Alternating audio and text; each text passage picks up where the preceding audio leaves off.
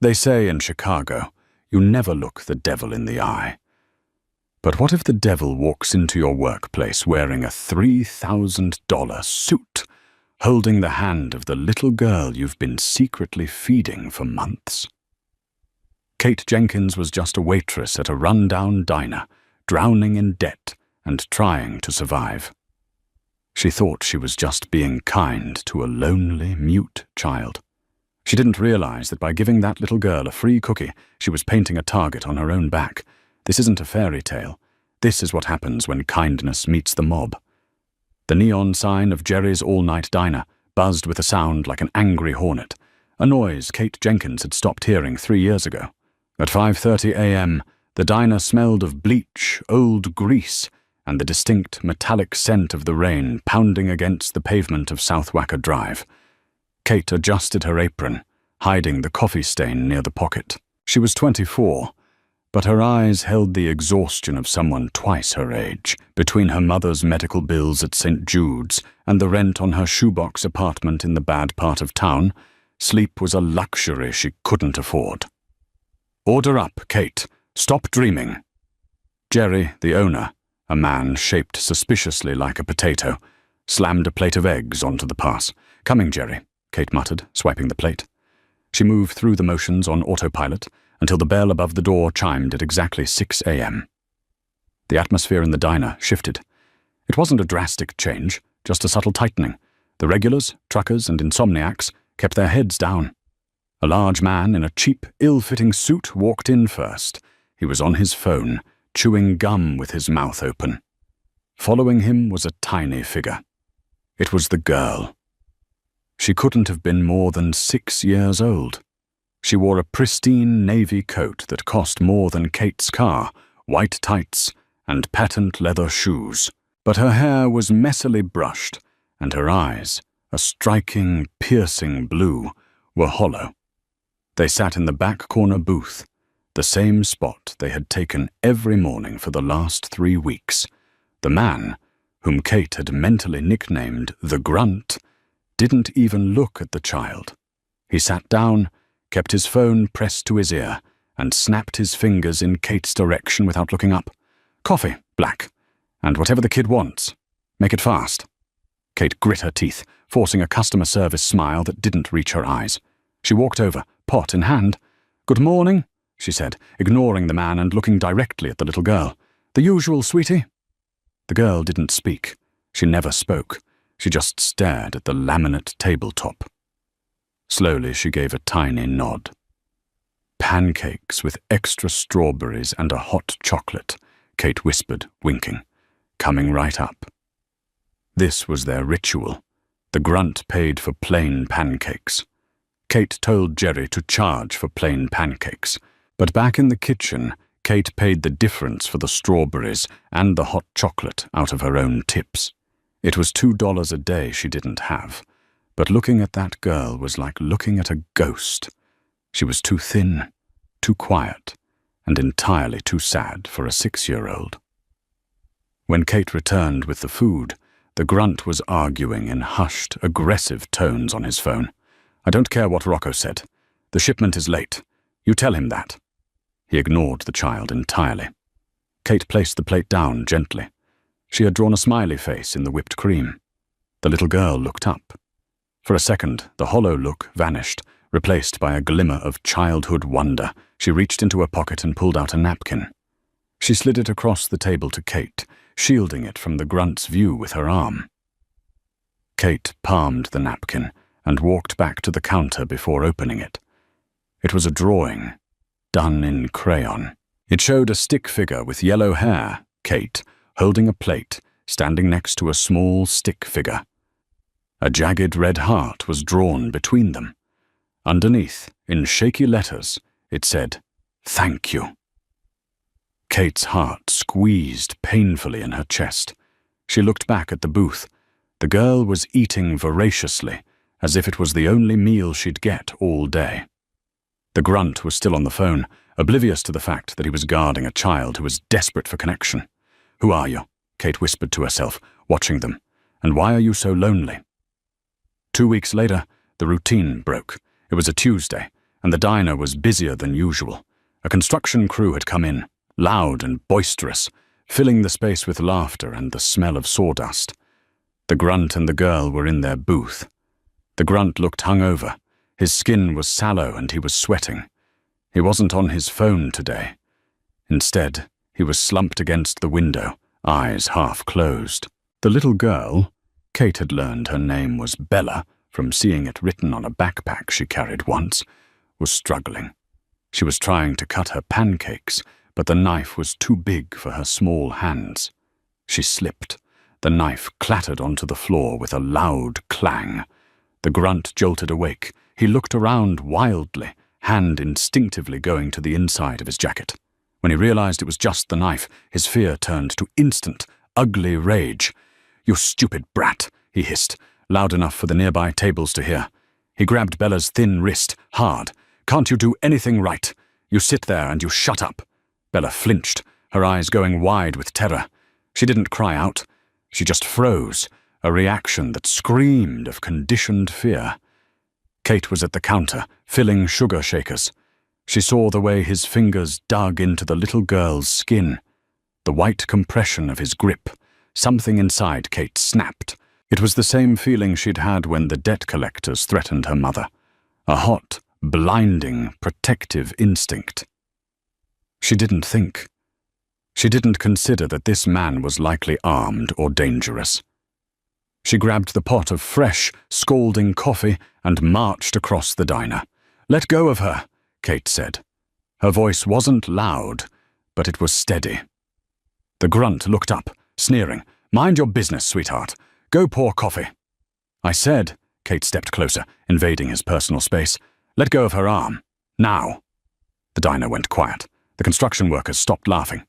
Jerry poked his head out of the kitchen window, his face pale. The grunt laughed, a dry, humorless sound.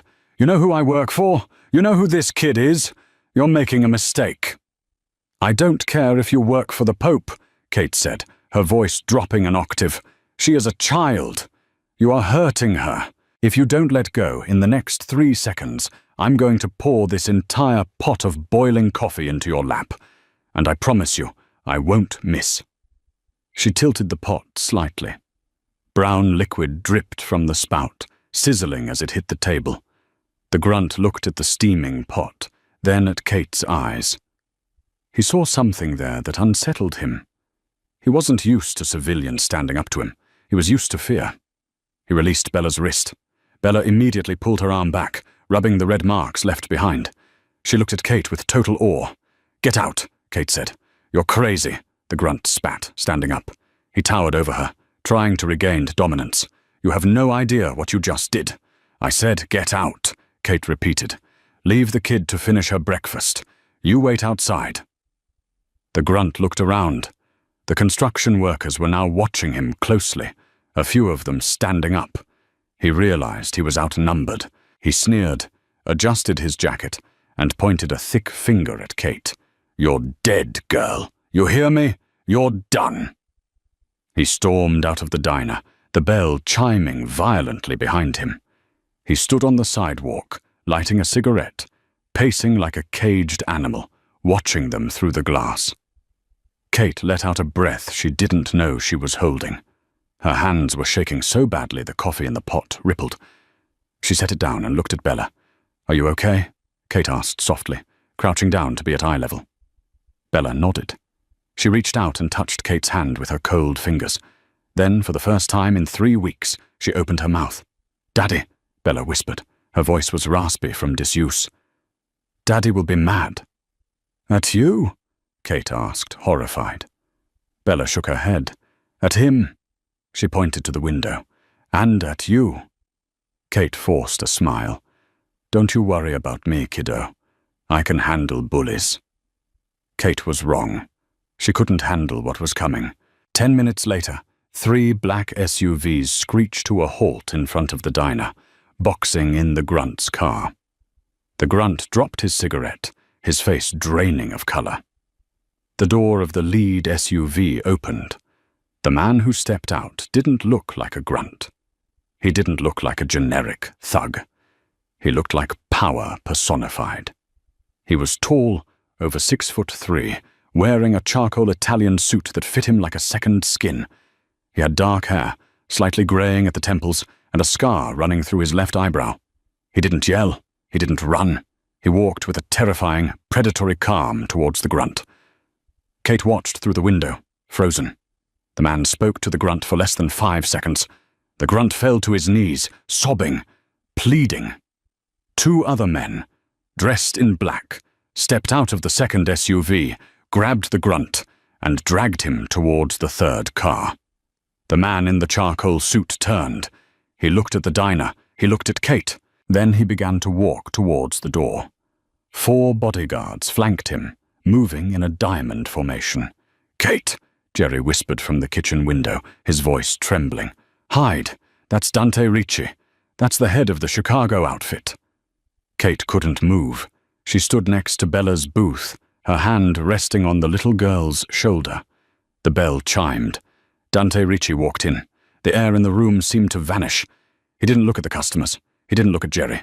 His eyes, dark, intelligent, and utterly cold, locked onto Kate. He walked straight up to her, stopping only a foot away. The scent of expensive cologne and gun oil filled Kate's nose. He looked at Kate. Then he looked down at his daughter. He saw the red marks on Bella's wrist.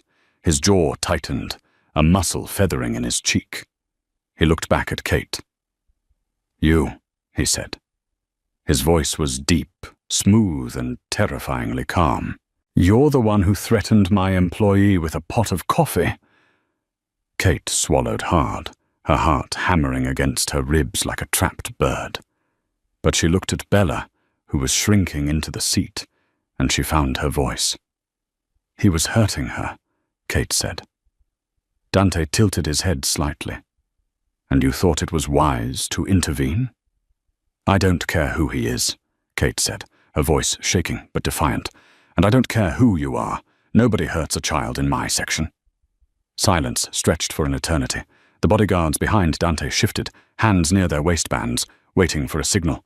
Dante stared at her. He studied her face, her uniform, the defiant set of her jaw. Then, slowly, the corner of his lip curled up. It wasn't a smile. It was something else. "Nobody has spoken to me like that in 10 years, Dante said softly. "The last man who did is currently under the foundation of the Navy Pier." Kate stopped breathing. "However," Dante continued, looking down at Bella. Bella looked back at him and, for the first time, gave a tiny wave. Dante's eyes softened imperceptibly. "My daughter seems to like you. She hasn't eaten a full meal in months. Yet here," he gestured to the empty plate, "she ate." He reached into his jacket pocket. Kate flinched. He pulled out a business card. It was black with gold embossing. No name, just a number. "My driver is outside. Your shift is over." "Excuse me?" Kate asked. "You're fired," Dante said simply. He looked at Jerry, who was cowering in the window. "She's fired, correct?" Yes, Mr. Ricci, she's gone," Jerry squeaked. Dante turned back to Kate. "You have a new job. You're coming with me." "I'm not going anywhere with you," Kate said, taking a step back. "I'm not getting in that car." Dante leaned in close. "Kate Jenkins, St. Jude's Hospital. Outstanding balance. $142,000 for your mother's chemotherapy. Rent is 3 months overdue. You have $48 in your checking account." "Oh." Kate went cold. "How do you—" "I know everything," Dante whispered. "Get in the car, Kate, and your mother's debt vanishes today. Walk away, and you'll never see Bella or a paycheck again." He turned and held his hand out to his daughter. "Andiamo, Bella." Bella slid out of the booth. She took her father's hand, but she looked back at Kate, her eyes pleading. Kate looked at the card. She looked at the terrified owner. She thought of her mother lying in the hospital bed, worrying about money she didn't have. She untied her apron and threw it on the counter. "I need my coat," Kate said. Dante Ricci didn't turn around, but he held the door open. "We'll buy you a new one." The ride in the back of the Cadillac Escalade was worse than the confrontation in the diner. At least in the diner, Kate could yell. Here the silence was a physical weight, pressing against her eardrums. The interior smelled of rich Corinthian leather and a complete absence of dust. It was hermetically sealed from the grimy Chicago morning. Outside the tinted windows, the rain-slicked streets of the city blurred past, the familiar sights of her struggling life disappearing rapidly. They blew past the exit for her shabby apartment complex in Bridgeport, and Kate felt a pang of genuine panic. She sat on one side of the spacious bench seat. Dante Ricci sat on the other. There was enough space between them for another person, but his presence filled the entire vehicle. He didn't look at her. He had pulled out a sleek tablet and was scrolling through information, his face a stoic mask. Bella sat between them, a small island of neutrality in a sea of tension. She had detached herself from her father's side and scooted closer to Kate until their thighs were touching. Kate instinctively covered Bella's small, cold hand with her own. Dante glanced down at the touching hands. His eyes narrowed slightly, but he said nothing. "Where are we going?" Kate finally asked. Her voice sounded thin and reedy in the oppressive quiet. Dante didn't look up from his tablet. "Home." "Your home," Kate corrected. "Bella's home," he amended, finally turning to look at her. His eyes were incredibly dark, like obsidian. There was no warmth in them, only a terrifying, calculating intelligence. "And now, yours." "I can't just move in with a stranger because you paid a bill," Kate whispered furiously, mindful of Bella. "That's kidnapping." Dante let out a short, derisive puff of air. "Kidnapping is messy. This is an acquisition. You were drowning, Kate Jenkins. I pulled you onto the boat. You don't complain about the accommodations on the lifeboat." He tapped the screen of his tablet and turned it toward her. It was a live video feed. Kate's breath caught. It was her mother's room at St. Jude's Hospital. Her mother, pale and frail against the pillows, was sleeping peacefully. A nurse Kate didn't recognize, an older woman who looked far more competent than the usual overworked staff, was adjusting an IV drip. "I had her moved to a private suite 10 minutes ago," Dante said calmly. "Dr. Aris Thorne, the best oncologist in the Midwest, is taking over her case as a personal favor to me. All past debts are cleared. All future treatments are covered in perpetuity." Kate stared at the screen, tears pricking her eyes. The relief was so intense it made her dizzy. She looked from the screen to the man who held her life in his hands. "Why?" she asked. "A cup of coffee isn't worth $300,000. Dante nodded toward Bella, who was busy tracing the patterns on Kate's jeans with a finger. "She hasn't spoken in 11 months, Dante said, his voice dropping so low it was barely audible over the hum of the tires. "She hasn't smiled in 6. She trusts no one. The men I hire to watch her terrify her. The nannies I hire quit because she won't interact with them." He leaned closer, his intense gaze pinning Kate to the seat. "Today she drew you a picture. Today she let you touch her. Today, for the first time since her mother died, she voluntarily sought comfort from someone other than me." The mention of the mother hung in the air. Bella stopped tracing the patterns on Kate's jeans. Her hand went still. "I don't buy people, Kate," Dante said softly. "I buy results. You are the only result I've seen in a year. You're not a waitress anymore. You are Bella's companion, her shadow. You keep her safe, you make her happy, and you might just get her to talk again. And if I say no, if I demand you let me out," Dante pulled the tablet back. The image of her sleeping mother vanished. Then the private room, Dr. Thorne, and the cleared debt vanished too, and we leave you on the side of the I-90 in the rain.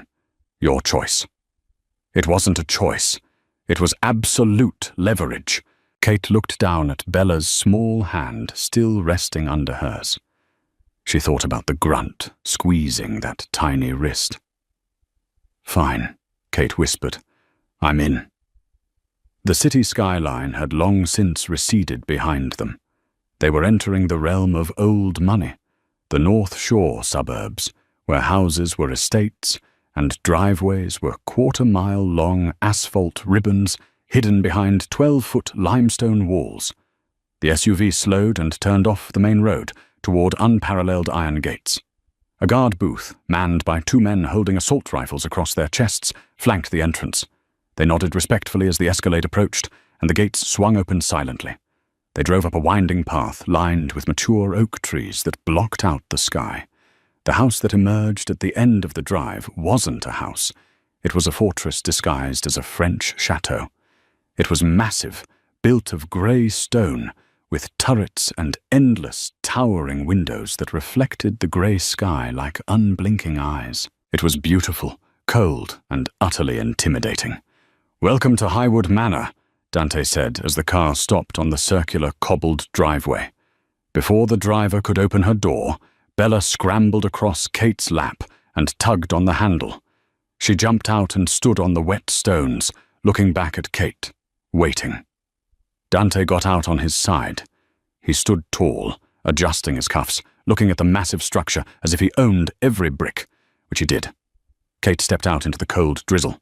The air here smelled different than the city. Cleaner, sharper, smelling of wet pine and money. Dante walked around the car. He didn't offer Kate his arm. He gestured toward the massive oak front doors. "Inside, we have rules to discuss." As Kate walked towards the steps, she noticed something. High up on the second floor, in one of the turret windows, a curtain moved slightly. Someone was watching them arrive. And somehow the feeling wasn't welcoming. It felt like she was being assessed as a threat. The interior of Highwood Manor was a testament to severe, masculine wealth. The foyer was a cavern of black marble floors and dark walnut paneling. A chandelier the size of a Volkswagen Beetle hung from a ceiling 3 stories up. It was quiet as a tomb. Bella immediately let go of Kate's hand and ran toward a sweeping staircase, disappearing up to the second floor without a backward glance. "Mrs. Weaver will see to Bella," Dante said, noting Kate's concern. "You come with me." He led her down a long corridor, lined with oil paintings of scowling men who looked vaguely like him. He opened a set of heavy double doors at the end of the hall, revealing a library that smelled of old paper, whiskey, and cigar smoke. It was obviously his sanctuary and his command center. "Sit," Dante commanded, pointing to a stiff leather chair in front of a massive, carved mahogany desk. Kate sat. She felt incredibly small and underdressed in her grease-stained jeans and thin hoodie. Dante walked behind the desk, but didn't sit. He stood by the window, looking out at the rain-soaked grounds. "Rule number 1, Dante began, his back to her. "Discretion is absolute. You saw nothing at the diner today. You know nothing of my business. You tell no one where you are. Your phone—" He turned and held out his hand. Kate hesitated. "My phone? It's how I talk to the hospital. You'll be issued a new secure phone. Your old life is paused. Hand it over." Reluctantly, she dug her cracked iPhone 8 out of her pocket and placed it in his palm. He dropped it into a drawer without looking at it. "Rule number 2. You are never to leave the estate grounds without me or my head of security, Elias Vance. Never. The perimeter walls are monitored 24/7. If you try to cross them, you will be stopped, and it will not be gentle." Kate felt a chill. "Am I a prisoner?"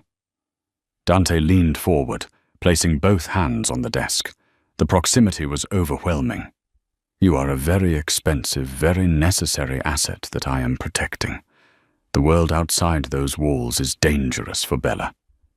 By extension, it is now dangerous for you. People would love to use you to get to me." Kate swallowed. The reality of what she had stepped into was crashing down on her. The Mafia, the outfit. These weren't just stories in the Tribune.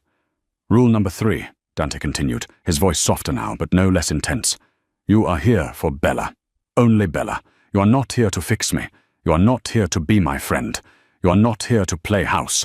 Do your job, and we will have no problems. Cross the line, enter areas of this house or my life where you don't belong, and the consequences will be severe." "What kind of consequences?" Kate challenged, her stubborn streak flaring up again. Are you going to send me to sleep with the fishes? Dante stared at her for a long moment. Then a dry, genuine chuckle escaped his lips. It changed his face completely, making him look 5 years younger and strangely human. You watch too many movies, Kate Jenkins. Sleeping with the fishes. He shook his head, a smirk lingering. No, if you cross me, I won't kill you. I'll just put you back exactly where I found you. In debt, desperate, and watching your mother fade away in a crowded ward. To me, that is a fate far worse than death. The threat landed with devastating precision. He knew exactly where to hit her. Now, Dante's demeanor shifted back to business. Tell me about Bella. What did you see in the diner? It was an interrogation, Kate realized. He was testing her perception. I saw a lonely little girl, Kate said quietly. I saw a child who was terrified of the man supposed to be protecting her. I saw that she likes strawberries because they're bright, and she hates the crusts on her pancakes, and she traces things with her finger when she's anxious. Dante listened, his face unreadable. He walked around the desk and leaned against the front of it, crossing his arms. 11 months ago, he began, his voice devoid of emotion. My wife, Isabella's mother, was killed. It was a car bombing. It was meant for me. Kate gasped, her hand flying to her mouth. Bella was in the back seat, Dante said, his eyes looking past Kate, staring into a violent past. She was miraculously unharmed, physically, but she saw everything. She was trapped in the wreckage with her mother for 20 minutes before my men could extract her. Horror flooded Kate. She pictured that tiny, delicate girl in that diner booth, carrying that weight. She hasn't spoken a word since that day, Dante said. He looked back at Kate, his eyes burning with a fierce, agonizing helplessness. I am the most powerful man in this city. I can crush unions. I can buy politicians. I can make grown men weep for mercy. But I cannot make my own daughter tell me she's okay. The vulnerability in his admission was shocking. It was a crack in the armor of the monster Jerry had described. Why the diner? Kate asked softly. Why send her there with that horrible man? Because this house is a mausoleum, Dante said bitterly. It's filled with memories of her mother. The doctors said she needed normalcy, routine, to see the world outside of guards and guns. Jerry's was supposed to be safe territory, neutral ground. The man I sent with her, Rocco. Dante's jaw tightened. He was a mistake I rectified today. He pushed himself off the desk and stood towering over her again. You are her normalcy now, Kate. You are her connection to the world that isn't soaked in blood. Don't fail her. Before Kate could respond, there was a sharp rap on the door. It opened to reveal a severe-looking woman in her late 50s, dressed in stark black, with hair pulled back so tightly it must have hurt. Mr. Ricci, the woman said, her voice crisp and disapproving. Bella is asking for her. She gestured toward Kate with a slight sneer. Kate, this is Mrs. Weaver, our housekeeper, Dante said. Mrs. Weaver, this is Kate. She will be staying in the East Wing, next to Bella's nursery. See to it that she has everything she needs. Mrs. Weaver looked at Kate like she was something the cat had dragged in and regurgitated on the Persian rug. Of course, sir. Follow me, Miss Jenkins. Dante sat down behind his desk, already dismissing her, turning his attention back to the papers that dictated the fate of the city's underworld. Kate stood up, her legs shaky. As she reached the door, Dante spoke one last time. Kate. She turned. He was looking at her, his expression intense. Welcome to the family. It sounded less like a greeting and more like a sentencing. Kate's room was bigger than her entire apartment. It was decorated in cream and soft blues, with a 4-poster bed that looked like a cloud. There was an ensuite bathroom with a soaking tub and a walk-in closet filled with clothes in her size, jeans, soft sweaters, sensible shoes. Nothing flashy, just high-quality, normal clothes.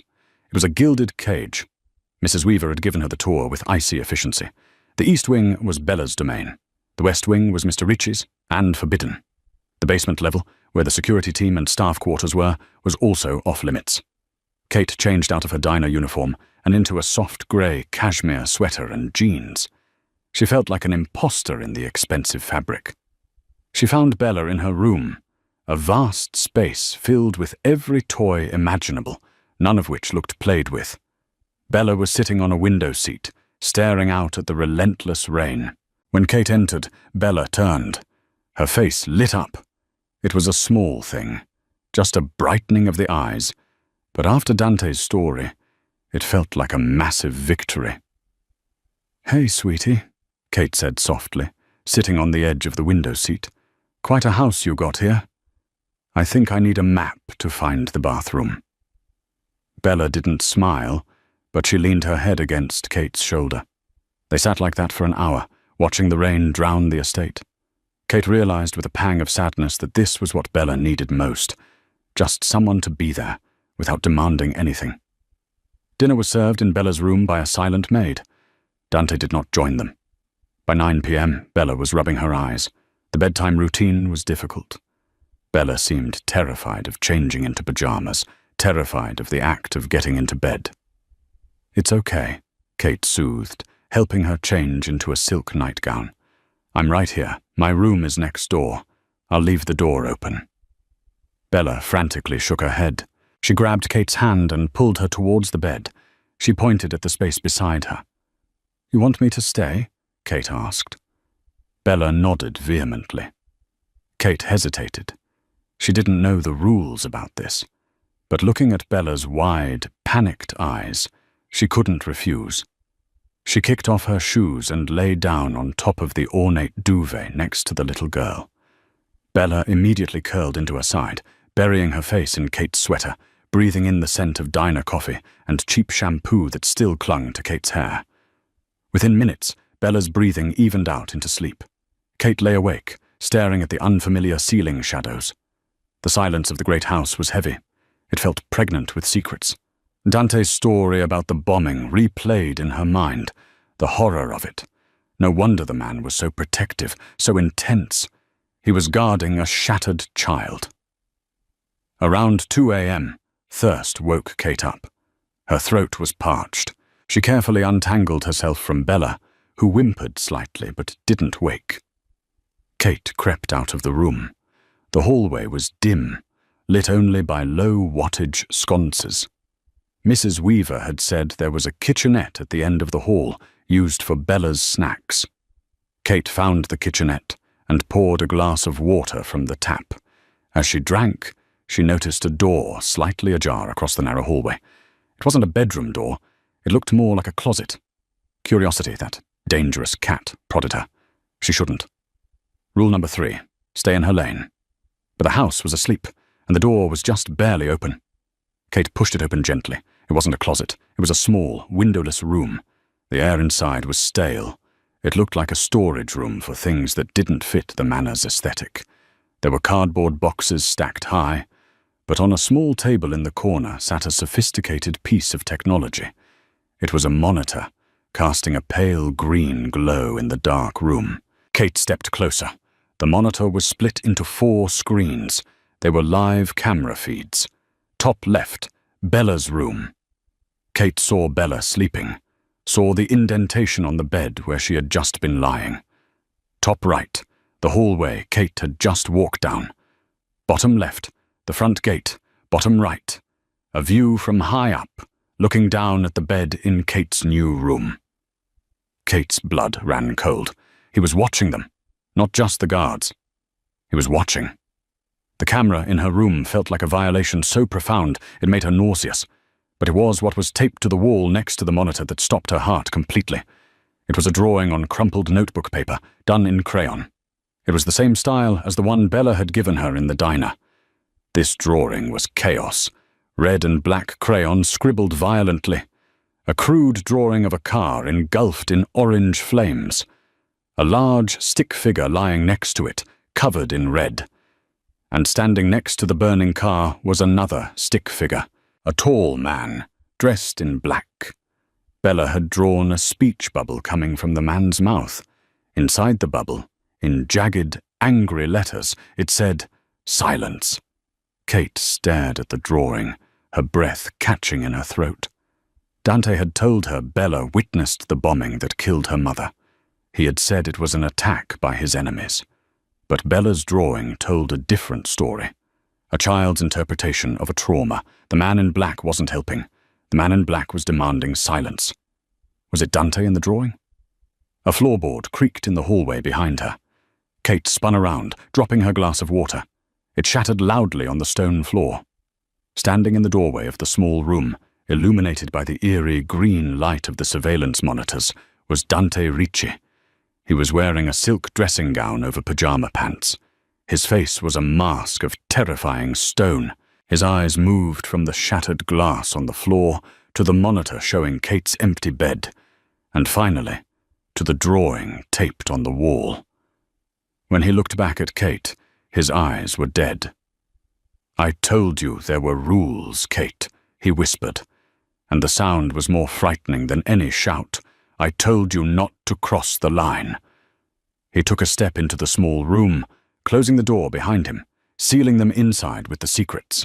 "Now," he said, his voice devoid of humanity, "we have a problem." The air in the small surveillance room was suffocating.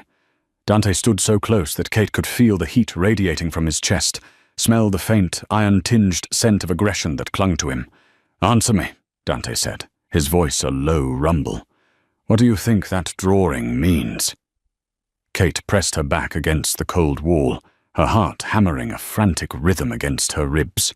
She looked from the monitors, where her empty bed was displayed in high definition, back to the man who owned her debt.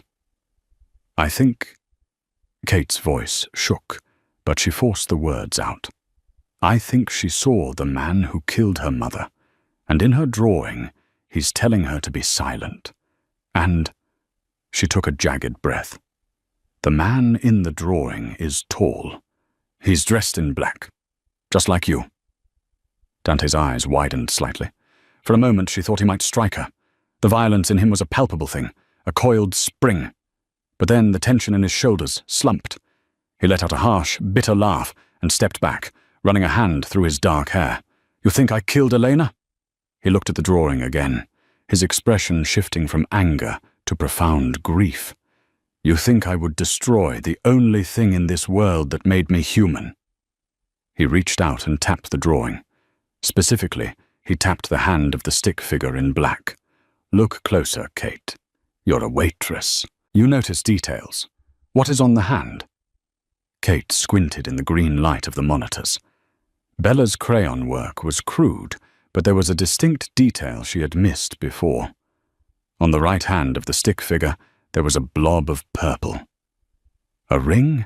Kate whispered. "A purple ring?" "Amethyst," Dante corrected. "A signet ring. An antique. I don't wear jewelry, Kate. Not ever." He held up his bare hands. "My wife was killed by a rival faction, the Soldatos.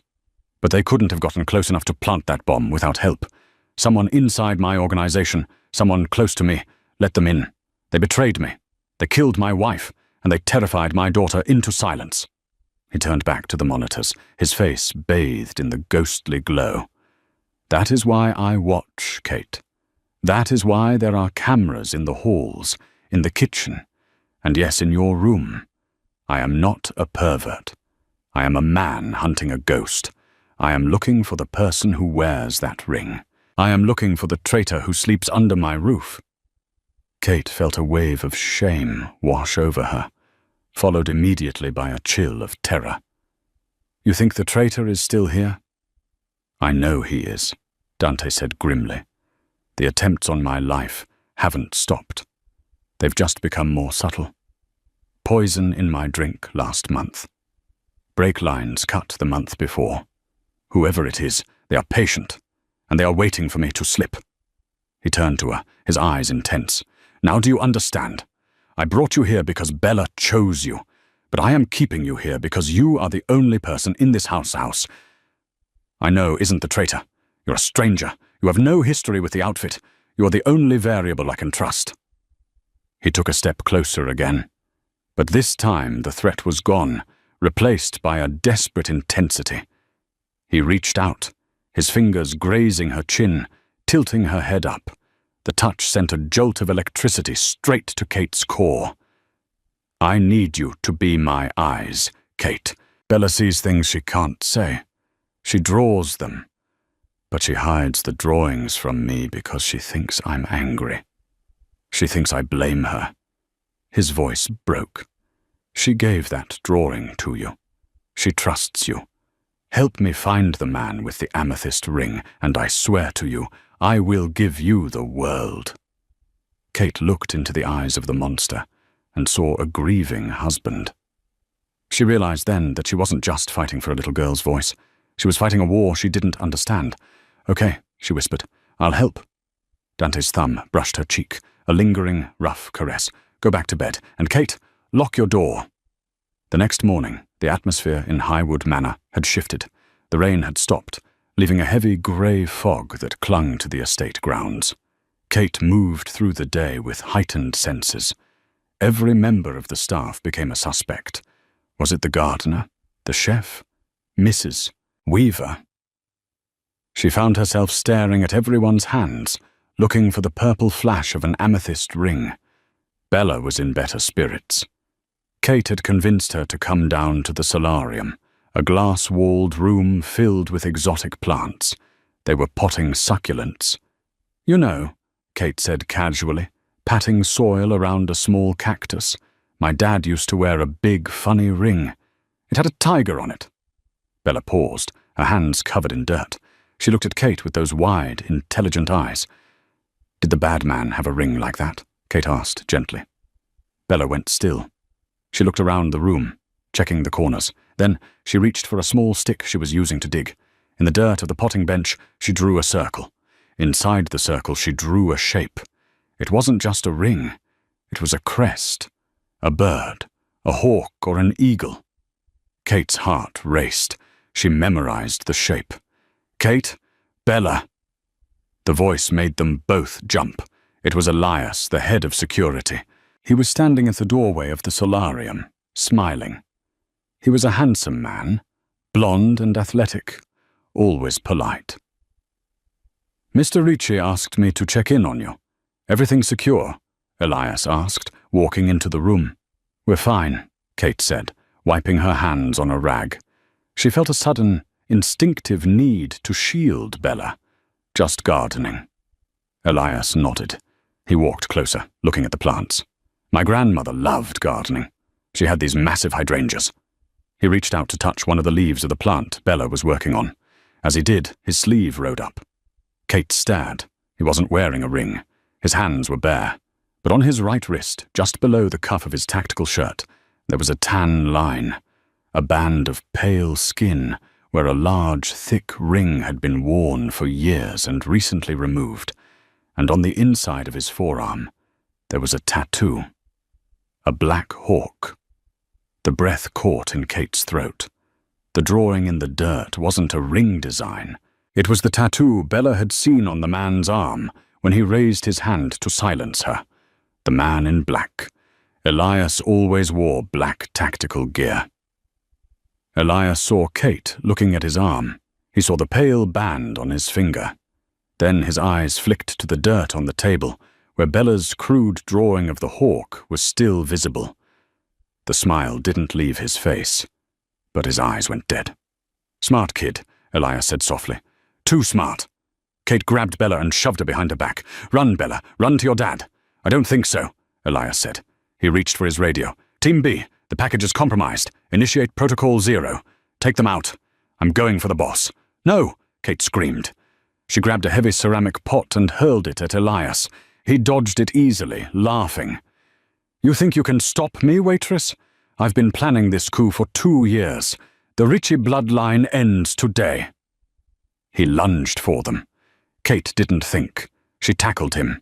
She was half his size and had 0 combat training. But she had the adrenaline of a woman protecting a child. She slammed into his midsection, knocking him off balance just enough. "Run, Bella!" she screamed again. "Go!" Bella hesitated for a split second, tears streaming down her face, and then she bolted. She ran out of the solarium, her small feet pounding against the marble floors of the hallway. Elias backhanded Kate across the face. The force of it sent her spinning into the potting bench, pots shattered, soil spilling everywhere. She tasted blood.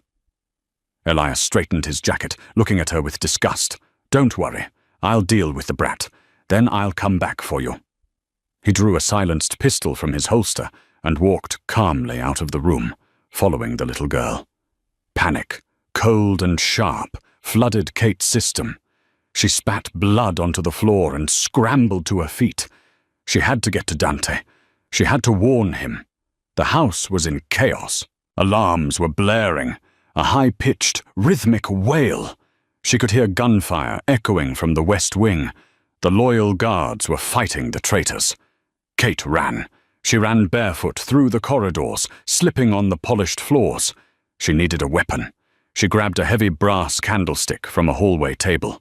It was heavy, satisfyingly solid. She turned the corner toward Dante's study and skidded to a halt. 2 men in black tactical gear, Elias's men, were guarding the double doors.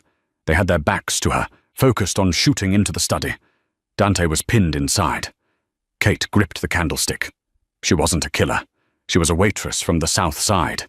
But these men were trying to kill the man who saved her mother. She crept forward. The noise of the gunfire masked her approach. She raised the candlestick and swung it with every ounce of strength she possessed. Crack! The brass connected with the back of the first man's helmet. He crumpled like a rag doll. The second man spun around, surprised. Before he could raise his rifle, Kate swung again, hitting him in the knee. He howled and went down. She hit him again, harder, silencing him. She kicked the doors open. "Dante!" Dante was crouched behind his massive mahogany desk, reloading a silver handgun. He looked up, his face smeared with soot, his eyes wild. When he saw her standing there, holding a bloody candlestick, looking like a vengeful angel, his expression broke. "Kate, where is Bella?" "Elias!" Kate gasped, running to slide behind the desk with him. Bullets chipped the wood above their heads. "It's Elias. He's the traitor. He went after Bella."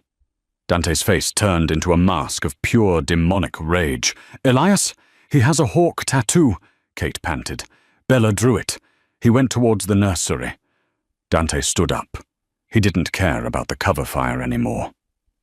He walked out from behind the desk, firing with lethal precision at the doorway where more men were appearing. 2 shots, 2 bodies. "Stay here," he commanded. "No," Kate said, grabbing his arm. "She trusts me." Dante looked at her. He nodded once. "Stay behind me." They moved through the house like ghosts. Dante was a force of nature, clearing the hallways with efficient brutality. Kate followed, clutching her candlestick, her heart in her throat. They reached the east wing. The door to the nursery was open. "Bella!" Dante roared. They burst into the room. The room was empty, but the window leading to the balcony was shattered. "The roof!" Dante hissed. They scrambled out onto the balcony and up the fire escape ladder to the flat roof of the manor. The wind was whipping violently up here, the fog swirling. Elias was standing near the edge of the roof, holding Bella by the back of her coat.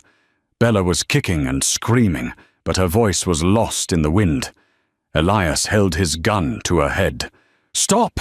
Dante yelled, freezing 10 feet away. He raised his gun, but Elias used Bella as a shield. "Drop it, Richie!" Elias shouted, his smile manic. "Drop it or the princess flies!" Dante slowly lowered his gun to the ground. He raised his hands. "Let her go, Elias. It's me you want. Let the girl go, and I'll give you the empire. I'll sign it all over." "I'm taking it anyway," Elias sneered. "And I'm taking your legacy with it. You killed my brother, Dante, 10 years ago. You don't even remember him, do you? This isn't business. It's personal." He cocked the hammer of the gun. Bella squeezed her eyes shut. Kate looked around. She was standing slightly behind Dante. Elias was focused entirely on Dante. She saw a loose roof tile near her foot. It wasn't much, but it was all she had. She needed a distraction. "Hey!" Kate screamed, stepping out from behind Dante. "Elias!" Elias's eyes flicked to her for a fraction of a second. "Shut up, bitch! You forgot one thing," Kate yelled, walking forward, hands empty. "And what's that?" "I'm not just a waitress," Kate said, her voice steady, channeling every ounce of grit she had learned on the streets of Chicago. "I'm the distraction." She reached into her pocket. Elias flinched, thinking she had a gun. He shifted his aim from Bella to Kate. That split second was all Dante needed. He didn't dive for his gun. He didn't shoot. He lunged. He covered the 10 feet in a blur of motion, tackling Elias. The gun went off. Bang! Kate felt a stinging heat graze her shoulder, but she didn't fall. Dante and Elias crashed to the roof, grappling near the edge. Bella fell to the hard surface, scrambling away. "Bella, come here!" Kate screamed. She ran forward, grabbing the child and pulling her away from the fighting men. Elias was younger and stronger, but Dante was fighting with the fury of a father. He punched Elias in the throat, shattering his windpipe. Elias gasped, choking. Dante grabbed him by the lapels of his tactical vest. "For Elena," Dante snarled. He threw Elias off the edge of the roof. The scream was short, cut off abruptly by a sickening thud 3 stories below. Silence reclaimed the rooftop. The only sound was the wind and the heavy breathing of the 3 survivors. Dante turned. He was bleeding from a cut on his forehead. He looked at Kate, clutching her bleeding shoulder. He looked at Bella, shivering in Kate's arms. He dropped to his knees and crawled towards them. "Bella!" he choked out. "Bella, amore mio!" Bella looked at her father. She looked at the blood on his face. She looked at Kate, who was grimacing in pain but smiling at her. Bella took a deep breath. She reached out and touched Dante's face. "Daddy," she said clearly. Her voice was small but strong. "You're safe." Dante Ricci, the king of Chicago, the man who made grown men tremble, collapsed forward, wrapping his arms around his daughter and the waitress who had saved them both, and wept. 6 months later, the sign above the door didn't say Jerry's all-night diner anymore. It said Kate's Place. The interior had been renovated, clean booths, warm lighting, and fresh flowers on every table. Kate stood behind the counter, wiping down the gleaming surface. She wasn't wearing a uniform. She was wearing a silk blouse and a pencil skirt. The bell above the door chimed. Dante walked in. He wasn't wearing a suit today. He was wearing jeans and a leather jacket, looking less like a mob boss and more like a man at peace. Holding his hand was Bella. Bella wasn't silent anymore. She was chattering excitedly about her day at school, her new art class, and the puppy they were going to adopt. They sat in the corner booth, their booth. Kate walked over. She didn't need a notepad. "Pancakes? Extra strawberries?" she asked, smiling. "And coffee," Dante said. He reached out and took Kate's hand, lacing his fingers through hers. The amethyst ring was gone, replaced by a simple platinum band on his finger. "But only if you join us." Kate looked at the man who had kidnapped her, terrified her, and then given her everything she had ever dreamed of, including her mother, who was now cancer-free and baking pies in the kitchen. "I'm the owner," Kate teased, sliding into the booth next to him. "I can do whatever I want." Dante kissed her knuckles. "Yes, you can. You're the queen, after all." Bella giggled, drawing on her napkin. She turned it around to show them. It was a drawing of 3 stick figures holding hands, a tall man, a woman with yellow hair, and a little girl.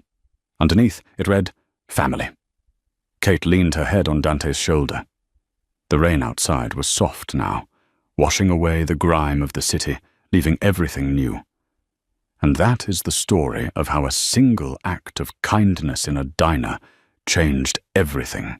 It just goes to show, you never know who you're serving, or whose life you might save just by paying attention. If you enjoyed this story, please hit that like button. It really helps the channel grow. And if you want more stories like this, filled with romance, danger, and twists, make sure to subscribe and ring that notification bell so you never miss an upload. What would you have done if you were Kate? Would you have gotten in the car? Let me know in the comments below. Thanks for watching, and I'll see you in the next story. I am an Australian voiceover actor. I live in Southern California, and I paint primarily on stream. I mostly paint on stream. I had to go back and copy the raid message. Good, good.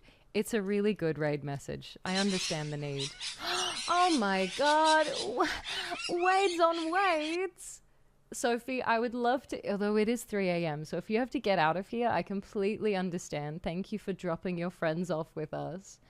Otherwise, please let me know what you were up to today. We also just got a raid from that man Robin, who is an incredible game developer. Literally has made and released a video game, beautiful game, name of Finding Fern, and is working on Finding Fern 2 right now. Hi! Hi, friends! Hi, Glenn! Hi, Glenn! Hi, Glenn, love you! Not allowed to be here. Okay, get out of here. You're the cutest. Huge consensual forehead kisses and hugs. Love you. Go follow Glenn Khan as well, everybody. Oh my god, Frisson beat me. You guys, hi, I'm Xanthi. I paint. Get styled on. Fuck, I got so styled on. I'm hammered. Okay, I love that for you. Stay, why don't you? I'm doing well today. How are you, Robin? Were you working on Fun too? Got him. I mostly paint in gouache. This is a piece that I painted in gouache end of last year. I enjoy painting birds. I had taken a little break from painting birds though. Since Tuesday? Oh my god. What are you drinking? Working on shaders, switched pipelines, threw myself into shader hell. God, good on ya. Good on ya. You got this. I'm done Saturday next week. Excuse me? I thought I was out of that Twitch dev circle. I watched, there's that man Robin I just watched before. I only watched streamers today that know and raid each other. That's so crazy, Boki. You're in the right place, apparently. Sophie's internet died. Oh no, I'm one of her mods. Oh, Ink Knight. Thank you. Thank you for letting me know. That the old internet death is terrible. Oh my gosh, what's going on? Sora, welcome in. We just had raids from the wonderful